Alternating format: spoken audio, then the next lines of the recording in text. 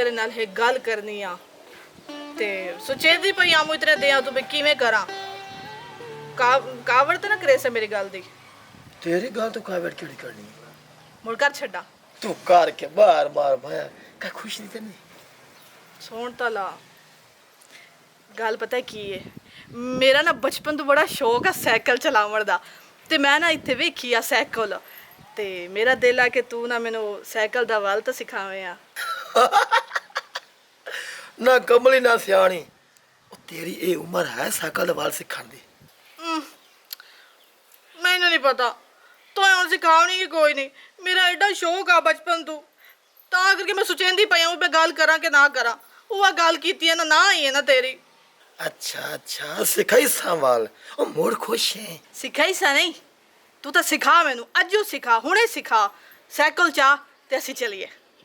की सोची पै गया की सोचन लगा होया टोरना अच्छा बाबा और भाजा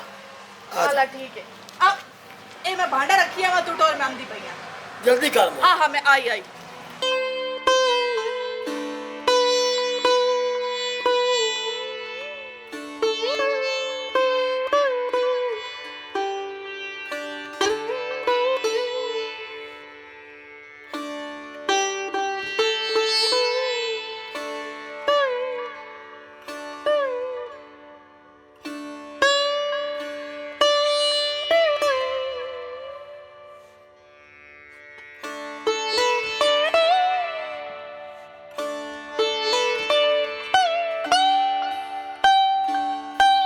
तेनू कितनी बार आख्या है सिर दुपारी ना काम कीते कर लगी रहनी है काम नू लगी रहनी है रियाज हो ये काम तो मुड़ करना ही होंदे ने साडा जो काम है औरतां दा घर दा करना ये कम्मा तो मैं कोई नहीं थकदी हाँ एक गल करनी आ तेरे नाल सच्चन हुण याद पई आंदी है मेरी एक सहेली है बचपन तो असी रल खेडे हैं स्कूले भी इकट्ठे जाते रहे हैं रल के जवान होए हैं ते ओनू मुड़ पता लगा साड़ी शादी दा ते ओ मैनू आंदी पई आ बई तू शादी कर ली ते अपना साईं तो तू मैनू विखाया ही कोई नहीं आवें आ ओनू लैके ते असी कोई खाने शाने दा करिए आ तो उन्हां साड़ी कोई दावत रखनी है ते तेरे कोल तो पुछना ये आना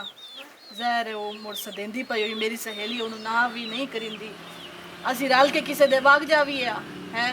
वो दावत करन दे पैन चलो मूँह ही विखाई आवी आ ते सहेली नू भी मैं मिल लवां आमू चलो रिमशा चंगी गल है ते नाले दूई गल भी तेरे नाल करनी है कि अज तू ना स्कूटर दा वाल भी सिखावना है मैनू ठीक है ना अगे वो साइकिल ते सिखाया वो तो मैनू आ गया ते ये भी कोई नहीं एड़ा मुश्किल होना रब तो असी जाना भी स्कूटर ते होया ते ये भी मैनू वाल सिखावी चा ठीक है ना सही रहा तू ना तू अंगेल ते नचाई वधी है हाँ मैं हुण ओनू इंज काबू विच कीता होया जिवें मैं आनी आ ना उंजे करेदा ओदा दिमाग जिहड़ा है ना वो तो मैं एकदम ना चट कर छड्डिया पता है की ओनू गल ओ जिहड़ा है ना मैनू गलियां दे विच ना साइकिल चलावण दा बल सिखांदा वदा मतलब इंज ओदा दिमाग खराब मैं कर छड्डिया ना बई मैं हुण जिवें भी आखड़ा ना उस उंजे रीति करना अच्छा हाँ अच्छा हुण गल इंज है साइकिल चलावण दा बल तो उस मैनू सिखा लिया तो मैनू बल आ गया ते हुण मोटरसाइकिल दा बल सिखदी वधिया वो सिखांदा पिया मैनू ते उसे बहाने असी निकलना भी है मैं ते रियाज ते मेरी एक सहेली बनी हुई है ते उसे दे घर असी जावना है ते तू ना उत्थां ही मैनू ना वो ज़ार जिहड़ी है ना वो लिया के देवनी है घर मैं नहीं खवेंदी एवें शक पै जासी एवें लोग गल्लां करेसन उत्थां ही किसी शहर दे विच ना मिला के ना उन्होंने खवा देसां उत्थां ही तू मैनू ना ज़ार अपनावनी है हुण तू ना जावण वाली कार हो क्योंकि वो बाजार ताईं गया कोई शह लैनी आसू हुण तो टाइम भी होएगा तो हटण वाला उसी ते तू जा ये ज़ार वाला काम ना ठो ठो करिए ये मैनू लिया के ना टाइम ते देवी मोड़ ठीक है ना वो आ ना जावे तू हुण तू निकल ठीक है मैं तेन हुणे जार लियाण देता ठीक है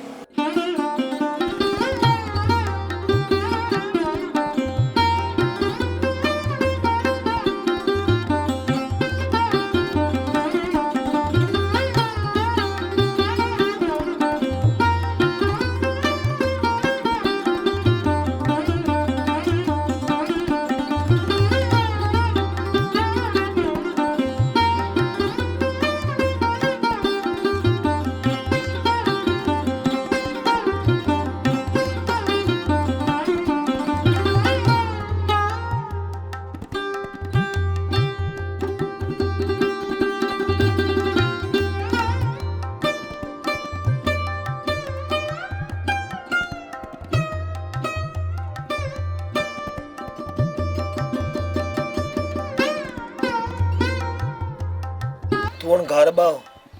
ਪਤਾ ਨਹੀਂ ਰੋਟੀ ਕਿਵੇਂ ਆਈ ਪਕਾਈ ਮੇਰਾ ਗਲਾ ਵੀ ਖਰਾਬ ਹੁੰਦਾ ਪਿਆ ਤੇ ਅੱਜ ਤੇ ਥੋੜੀ ਥੋੜੀ ਹਾਂ ਪੀੜ ਹੀ ਹੁੰਦੀ ਪਈ ਤੇ ਘਬਰਾਹਟ ਬਹੁਤ ਮੈਂ ਡਾਕਟਰ ਕੋ ਦਵਾਈ ਲਾ ਕੇ ਆਂਦਾ ਪਿਆ ਇੱਕ ਤਾਂ ਤੇਰੀ ਵਹਿਮ ਦੀ ਆਦਤ ਨਾ ਜਾਂਦੀ ਕੋਈ ਨਹੀਂ ਮੁੱਢੋਂ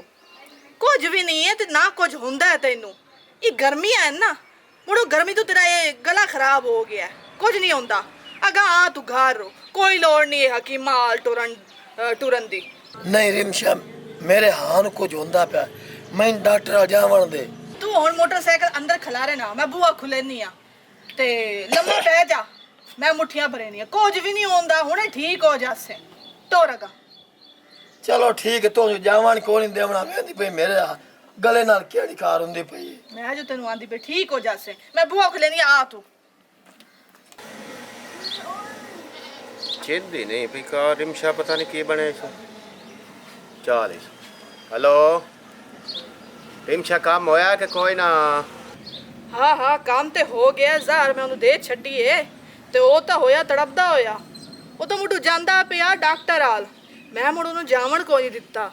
ਉਹ ਜੋ ਡਾਕਟਰ ਕੋਲ ਵਗ ਜਾਵੇ ਆ ਮੁੜ ਉਸ ਤੋਂ ਬਾਅਦ ਜਾਵਣਾ ਕਿਵੇਂ ਤਿਵੇਂ ਮੈਂ ਉਹਨੂੰ ਘਰ ਲੈ ਕੇ ਆ ਗਈ ਹੁਣ ਤਾਂ ਉਹ ਪੀੜਾ ਤੋਂ ਨਾ ਹੁਣ ਇੰਜ ਤੜਪਦਾ ਪਿਆ ਨਾ ਮੈਂ ਆਵਾਂ ਮੇਰੀ ਲੋੜ ਹੈ ਕਿ ਕਾਈ ਨਾ ਇਹ ਮੈਂਦਾ ਸਕਲਿਆਂ ਕਾਰ ਕਰਤੇ ਲਈ ਸੇ ਹੁਣ ਭਲਾ ਮੈਂ ਇਕੱਲੀ ਔਰਤ ਕੀ ਕਰ ਸਕਦੀ ਆ ਮੇਰੇ ਵੱਸ ਦਾ ਹੈ ਤੂੰ ਹਾਲੇ ਵੀ ਪੁੱਛਦਾ ਪਿਆ ਤੂੰ ਆਪਣਾ ਨਾਲ ਹੀ ਕਾਰ ਰੋ ਅਵਲ ਤਾਂ ਤੇਰੇ ਆਵਣ ਤੋਂ ਪਹਿਲੇ ਹੀ ਮਰ ਜਾਸੀ ਜਾਂ ਤਾਂ ਮੁੜ ਆ ਜਾ ਠੋ ਇਹਦਾ ਗਾਲ ਘੋੜ ਕੇ ਤੇ ਇਹਨੂੰ ਜਾਂਦਾ ਕਰੀਏ ਮਰੇ ਤੇ ਮਗਰੂ ਲਵੇ ਨਹੀਂ ਨਹੀਂ ਨਹੀਂ ਨਹੀਂ ਇਹਨੂੰ ਫਾ ਨਾ ਦੇਵੇਂ ਇਹਨੂੰ ਜ਼ਾਰ ਨਾਲ ਹੀ ਮਰਾਣ ਦੇ ਮੈਂ ਵੀ ਅਮਦਾ ਪਿਆ ਸਬਰ ਕਰ ਮੈਂ ਹੁਣੇ ਅਮਦਾ ਪਿਆ ਹਲਾ ਠੀਕ ਹੈ ਮੁੜ ਆਵਣ ਦੀ ਕਾਰ ਰੋ ਠੀਕ ਹੈ ਮੋ ਰੱਖੇਂਦੀ ਪਈ ਮੈਂ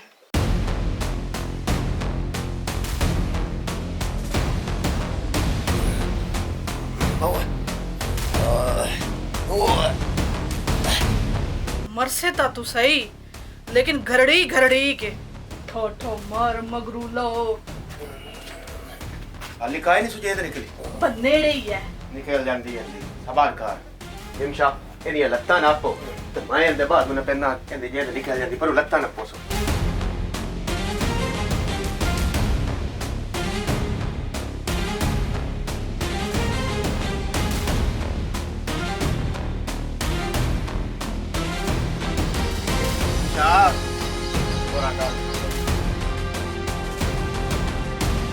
ਵਿਆਹ ਮਰ ਗਿਆ ਤੇ ਮਗਰੂ ਲੈ ਗਿਆ ਹੁਣ ਜਿਹੜਾ ਨਾ ਹੁਣ ਤੋਂ ਹੈ ਮੇਰੇ ਨਾਲ ਕਦੋਂ ਨਿਕਾਹ ਕਰਨਾ ਹੈ ਆਪਣਾ ਵਾਅਦਾ ਹੁਣ ਪੂਰਾ ਕਰ ਇਹ ਮੂੰਹ ਤੇ ਮਸੂਰ ਦੀ ਦਾਲ ਉਹ ਕਿਹੜੇ ਖਾਬਾਂ ਚ ਹੈ ਉਹ ਦਿਹਾੜੇ ਬੋਲ ਗਏ ਹੈ ਇਹ ਰਿਆਜ਼ ਦੇ ਮਗਰ ਕਿਵੇਂ ਤੂੰ ਮੈਨੂੰ ਮਰੇਂਦਾ ਕੁਟੇਂਦਾ ਹੈ ਤੇ ਕਿਵੇਂ ਮਾਰ ਕੋਟ ਕੇ ਮੈਨੂੰ ਘਰੋਂ ਚਿੱਕਿਆ ਮਿੰਤਾ ਕੀਤੀਆਂ ਨੇ ਮੈਂ ਤੇਰੀਆਂ ਹੈ ਕਿ ਮੈਨੂੰ ਤਲਾਕ ਨਾ ਦੇ ਨਾ ਘਰੋਂ ਕੱਢ ਦੋ ਤੂੰ ਇਤਨਾ ਖਾਦਾ ਮੈਂ ਇੱਥੇ ਕਿਵੇਂ ਮਾਰ ਕੋਟ ਕੇ ਮੈਨੂੰ ਬਜਾਇਆ ਉਸ ਰਿਆਜ਼ ਦੇ ਮਗਰ ਨਾ ਤੇ ਤੈਨੂੰ ਕੀ ਲੱਗਾ ਮੈਂ ਤੇਰੇ ਨਾਲ ਨਿਕਾਹ ਕਰੇ ਸਾਂ ਤੇਰੇ ਨਾਲ ਸ਼ਕਲ ਵੇਖ ਆਪਣੀ ਜਾ ਕੇ ਜਿਹੜੇ ਤੂੰ ਹਸ਼ਰ ਮੇਰੇ ਨਾਲ ਕੀਤੇ ਹਨ ਨਾ ਮੈਂ ਭੁੱਲ ਵੀ ਨਹੀਂ ਸਕਦੀ ਚੁੱਪ ਕਰਕੇ ਇੱਥੋਂ ਵਗ ਜਾ ਜਿਹੜਾ ਤੂੰ ਕਰਨਾ ਉਹ ਕਰ ਲਿਆ ਉਹ ਮੈਂ ਤੇਰੇ ਕੋਲ ਕਰਾਇਆ ਉਹ ਵੀ ਆਪਣੇ ਮਤਲਬ ਵਾਸਤੇ ਮੇਰਾ ਮਤਲਬ ਨਿਕਲ ਗਿਆ ਤੇ ਹੁਣ ਮੈਨੂੰ ਤੇਰੀ ਕੋਈ ਲੋੜ ਨਹੀਂ ਨਿਕਲ ਜਾ ਇੱਥੋਂ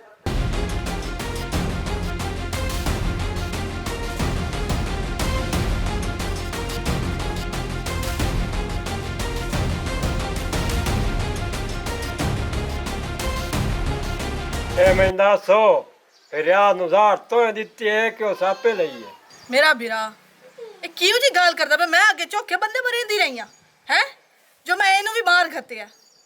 ਉਹ ਆਪਣੀਆਂ ਕੀਤੀਆਂ ਉਹਦੇ ਅੱਗੇ ਆ ਗਈਆਂ ਨੇ ਮੇਰੇ ਪਲੂਤੇ ਤੋਂ ਇਹ ਮਾਰ ਖੱਪ ਗਿਆ ਮੈਂ ਉਹਨੂੰ ਕਿ ਜ਼ਾਰ ਦੇਵਣੀ ਆਪੇ ਹੀ ਜ਼ਾਰ ਖਾ ਕੇ ਤੇ ਮਾਰ ਖੱਪ ਗਿਆ ਤੇ ਤੁਹਾਨੂੰ ਐਡੀ ਕਿਹੜੀ ਉਹਦੀ ਛੇਕ ਕੇ ਹੈ ਜਿਹੜਾ ਤੁਸੀਂ ਤੋੜ ਪੁੱਛਣ ਵਾਸਤੇ ਆਏ ਹੋ ਬਈ ਮੈਂ ਮਾਰਿਆ ਉਹਨੂੰ ਮੇਰੀ ਭੈਣ ਹੋ ਸਾਰੇ ਥੇ ਗੱਲ ਹੁੱਲੀ ਵਧੀਏ ਵੀ ਤੂੰ ਆਪਣੇ ਸਾਈ ਨੂੰ ਮਾਰ ਛੋੜਿਆ ਹਲਾ ਉਹ ਤਾਂ ਹੁਣ ਮਾਰ ਖੱਪ ਗਿਆ ਤੇ ਲੱਥਾ ਮਗਰੂ ਤੇ ਤੁਸੀਂ ਮੇਰੇ ਮਗਰ ਕੀ ਲੈਣ ਆਇਓ ਹੈ ਉਹ ਦਿਹਾੜਾ ਉਹ ਭੁੱਲ ਗਿਆ ਜਿਸ ਵੇਲੇ ਮੈਨੂੰ ਤਲਾਕ ਹੋਈ ਆ ਦੂਈ ਵੇਰੀ ਤੇ ਮੈਂ ਨਿੱਕੇ ਜਿਹੇ ਬਾਲ ਨੂੰ ਲੈ ਕੇ ਤੁਹਾਡੇ ਬੂਹੇ ਤੇ ਆਈ ਆਮੂ ਤੇ ਤੁਸੀਂ ਤਰਸ ਖਾਦਾ ਮੈਂ ਇੱਥੇ ਹੈ ਤੁਸੀਂ ਦੁਲਕਾਰ ਕੇ ਮੈਨੂੰ ਕੱਢ ਛੱਡਿਆ ਬਈ ਅੱਜ ਤੋਂ ਬਾਅਦ ਤੂੰ ਸਾਡੇ ਵਾਸਤੇ ਗਈ ਮਰ ਤੇ ਮੈਂ ਮਰੀ ਹੋਈ ਮੁੜ ਹੁਣ ਕਿਵੇਂ ਜੀ ਪਈਆਂ ਤੇ ਤੁਸੀਂ ਮੇਰੇ ਬੂਹੇ ਤੇ ਆ ਗਏ ਹੋ ਉਸ ਦਿਨ ਤੁਸੀਂ ਮੈਨੂੰ ਆਪਣੇ ਬੂਹੇ ਤੋਂ ਚਿੱਕਿਆ ਨਾ ਤੁਸੀਂ ਆਖਿਆ ਬਈ ਤੂੰ ਭੈਣ ਸਾਡੇ ਵਾਸਤੇ ਗਈ ਹੈ ਮਾਰੋ ਅੱਜ ਮੈਂ ਆਪਣੇ ਬੂਹੇ ਤੋਂ ਤੁਹਾਨੂੰ ਚਿਕਦੀ ਪਈ ਆ। ਅੱਜ ਤੁਸੀਂ ਬਿਰਾਓ ਨਾ, ਜਿਹੜੇ ਤੁਸੀਂ ਬਿਰਾਓ ਖਲੋਤੇ ਹੋਏ ਹੋ, ਤੁਸੀਂ ਮੇਰੇ ਵਾਸਤੇ ਗਏ ਹੋ ਮਾਰ। ਨਿਕਲ ਜਾਓ, ਦੁਬਾਰਾ ਹਟ ਕੇ ਆਉਣਾ ਵੀ ਕੋਈ ਨਹੀਂ। ਭਾਗ ਜਾਓ ਇੱਥੋਂ, आधी पहिया निकल जाओ। अस्सलामुअलैकुम, this is me Rimsha Hussain. तो कहिए कैसे हैं आप सब लोग। उम्मीद करती हूँ कि आप सब लोग खैरियत से होंगे और उम्मीद करती हूँ कि ये जो आपने आज देखा है पार्ट 3, ये प्यार नहीं गुनाह, इसका हमने पार्ट 3 हमने आपसे वादा किया था कि हम लेकर आएंगे और बहुत मज़े का होगा। उम्मीद करते हैं कि आपको अच्छा लगा होगा। कमेंट्स में लाजमी बताना है आपने। देखिए, औरत के सब्र को कभी भी आजमाना नहीं चाहिए, क्योंकि औरत जब अपनी करनी पर आ जाती है तो वो कर जाती है जिसकी तवक्को भी नहीं होती है। अब देखिए, एक औरत जब तक शरीफ थी, जब तक शरीफ रही है, वो सही रही है। लेकिन देखिए, जब उस पर मुश्किल वक्त आया है, उसका जब सब्र जो है वो ख़त्म हुआ है, तो वो किस तरह से, यानी कि औरत से किस तरह वो बन गई, एक जालिम औरत बन गई। जाहिर है जब उस पर इतना जुल्म हुआ, देखिए एक पहला घर था, वो ना वो बसा सकी, सिर्फ उस एक इंसान की खातिर उसने बड़ी कोशिश की, लेकिन वहाँ से भी उसे तलाक हो गई, एक तलाक का दब्बा लग गया। फिर ज़ाहिर है एक औरत पे जब तलाक का दब्बा लग जाता है, उसके लिए अगली जगह पे यानी कि उसका शादी करना बड़ा मुश्किल हो जाता है, क्योंकि जो शौहर होता है वो सारी ज़िंदगी उसको ताने देता है, लोगों की भी ताने सुनती है, सब कुछ।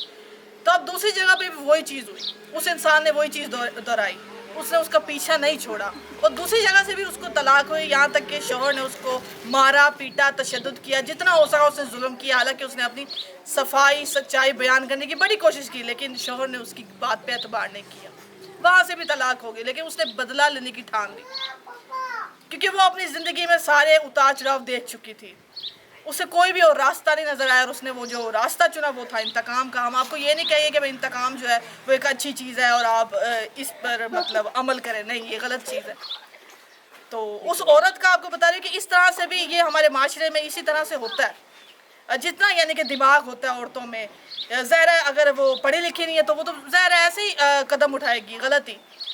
तो जो ये यानी कि हमारे माशरे में ये जो चीज़ें हैं जो हो रही हैं घरेलू, ये उस चीज़ पे हमने आपको बनाकर दिखाया। आखिरकार उसने बदला लिया, उससे शादी की और किस तरह से उसने जाल में फंसा के उसे मार दिया, जो कि गलत था, गलत। और हम इसको अप्रिशिएट भी नहीं कर रहे हैं। लेकिन देखिए, ये कब तक होता रहेगा? जब तक ये जाहिलियत रहेगी, लोगों में शऊर नहीं होगा, जाहिल बनकर रहेंगे, उनको किसी बात का इल्म नहीं होगा, तो वो इसी तरह से गलत कदम उठाते रहेंगे। तो हमारी स्टोरी के ज़रिए बताने का मकसद ये होता है कि अपने बच्चों को, आप नहीं पढ़ सके, अपने बच्चों को अच्छी से अच्छी तालीम दें, ताकि वो इस तरह के जो हालात है वो फेस ना करें, अपने पाँव पर खड़े हों और अपने फ़ैसले खुद लें और सही फ़ैसले लें। ठीक है, यही हमारा बताने का मकसद। अगर आपको हमारी ये स्टोरी अच्छी लगे, इसे आपने ज़्यादा से ज़्यादा शेयर भी करना है, कमेंट्स में बताइएगा कैसी लगी और लाइक करना भी मत भूलिएगा। एक बार फिर जाते जाते बाटा टीवी पंजाबी जिंदाबाद, पाकिस्तान पाइंदाबाद।